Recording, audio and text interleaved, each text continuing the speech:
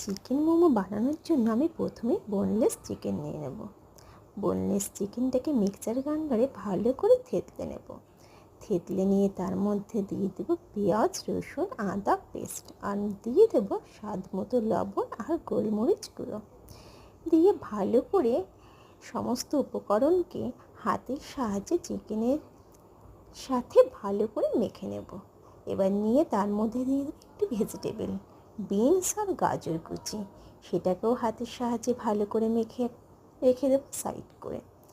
এবার মোমোর জন্য ডোটা আমি আগেই মেখে রেখেছিলাম, এবার সেটাকে ভালো করে মেখে নেব। নিয়ে ছোটো ছোটো লেচি কেটে নেব।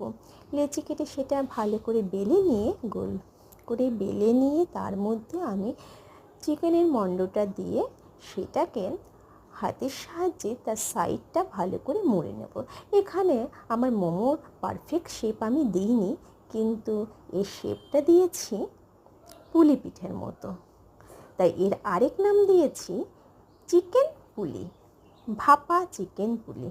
এবার সেটা স্টিমে বসিয়ে দেবো 10 মিনিটের জন্য। 10 মিনিট পরে আমার মোমো রেডি। এবার মোমোর জন্য লাগবে স্যুপ। সেই স্যুপটা আমি বাটিতে জল ফুটিয়ে তার মধ্যে চিকেনের মণ্ডটা আর ভেজিটেবল বিনস আর গাজর ভালো করে মিশিয়ে তার মধ্যে লবণ, গোলমরিচ গুঁড়ো, কর্নফ্লাওয়ার, পরিমাণ মতো লবণ আর দিয়ে দেব গোলমরিচ গুঁড়ো, দিয়ে ভালো করে ফুটিয়ে নেব। সমস্ত উপকরণ সিদ্ধ হওয়া পর্যন্ত ভালো করে ফোটাবো। ফুটিয়ে তার মধ্যে দিয়ে দেব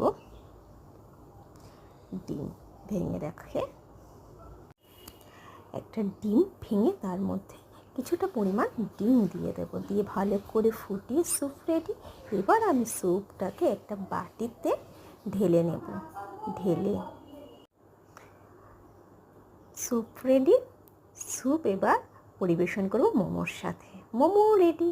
আমার এটা মোমো নয়, এর নাম হলো চিকেন পুলি পিঠে।